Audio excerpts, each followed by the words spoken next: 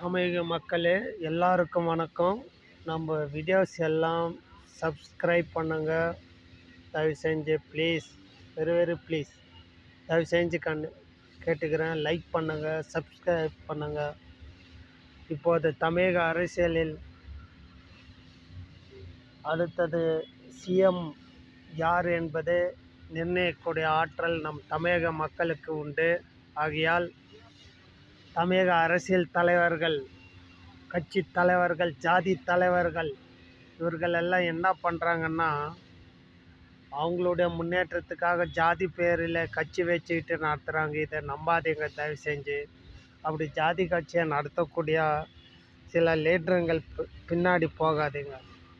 இன்னொரு விஷயம் என்னென்னா, இப்போது எடுத்துக்காட்டாக எடுத்துக்கணுமா, ஒரு திருமாவளவனை எடுத்துக்கொள்வோம். அவர் பாருங்கள், சென்னையில் ஒருத்தர் காரு இடிச்சிட்டு மறைச்சாங்க. லைட்டாக 4 தட்டினோம். அவர் லைட்டாக அடித்தாரா, அவர் வாயில், இல்லைன்னா பலமாக அடித்தார். இது ஒரு ரவுடித்தனமான தலைவர். ஆகையால் இது போல் இவர் திருமாவளவனை ஒரு 20 ஆண்டு கால தடையை விதிக்கணும். எலெக்ஷனில், தேர்தலிலே நிற்கக்கூடாது. திருமாவளவன் ஒருத்தருக்கு தடை போட்டால் தான் எல்லா லீடர்களுக்கும் வரும். அதே போல் அவங்க கட்சியும் ரத்து பண்ணணும். திருமாவளவனெல்லாம் சுயநலவாதி, மக்களை நிம்மதி இல்லாமல் பிரச்சனைகளை ஏற்பக்கூடிய தலைவர். ஆகையால் திருமாவளவனை கண்டிக்கின்றோம். அந்த செயலை, திருமாவளவனை அந்த யாரோ ஒருத்தர் வண்டியை தள்ளி விட்டு அடிக்கிறது, இதெல்லாம் வன்மையாக கண்டிக்கிறேன். திருமாவளவனே, மிக விரைவில் வீச்சடைவாய் அரசியலிருந்து நீ. ஏனென்றால் உன்னோட கொள்கைகள் சரி கிடையாது, உன்னுடைய குணங்களும் சரி கிடையாது. கெட்ட எண்ணங்கள், துர்புத்திகள், மக்களுக்கு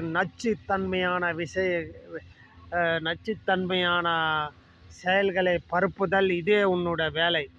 நச்சுக்களை உருவாக்குவதே உன்னது வேலை. நீ ஒரு நச்சுக்கிருமி என்றால் அது உன்னோட நிறுத்து கொள்ள வேண்டாம். அது மக்களுக்கு வைரஸ் மாதிரி பரவக்கூடாது. அப்போது தான் கடவுள் உன்னை மன்னிப்பார். நீவோ ஒரு நச்சுத்தன்மை, அது மக்களுக்கு எல்லாம் இந்தியா ஃபுல்லாக பரவணும் என்று நீ நினைக்கிறாய். அது நடக்காது. ஓகே, போய் வீட்டில் படுத்துக்கிட்டு தூங்கு. திருமாவளவன், படுத்துட்டு தூங்க.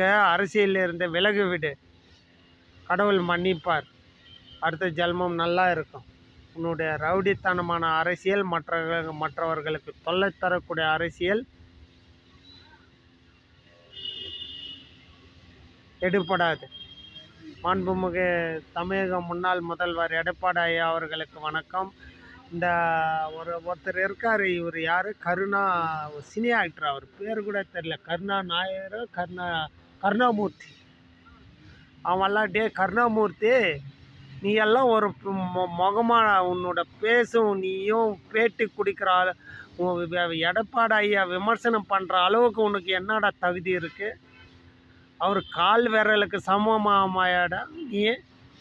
டே கருணாமூர்த்தி, நீ கருணாமூர்த்தியா கைது மூர்த்தியா? கைது போல் இருக்கடா டே கருணாமூர்த்தி. ஏதோ தெரியாமல் ஒரு முறை எம்எல்ஏ ஆகிட்ட, அத்தோடு நிறுத்துக்கோ.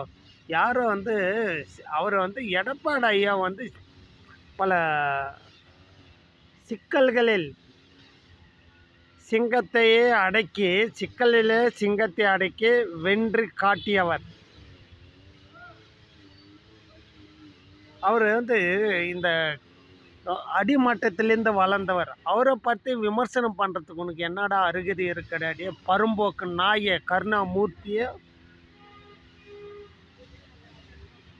இத்தோட நிறுத்துக்கள். அவர் எடப்பாடி ஐயா சிஎம் ஆவதை யாராலும் தடுக்க முடியாது. அடுத்த எலெக்ஷனில் இந்த விமர்சனங்கள் எல்லாம் கண்டு கொள்ளாதீர்கள். மாண்புமிகு தமிழக முதல்வர், முன்னாள் முதல்வர் எடப்பாடி ஐயா அவர்களே, வலிமையான எதிர்காலம் உள்ளது. அதை மனதில் வைத்துக்கொண்டு உங்களுடைய தேர்தல் பிரச்சாரத்தை தொடருங்கள். நன்றி, வணக்கம்.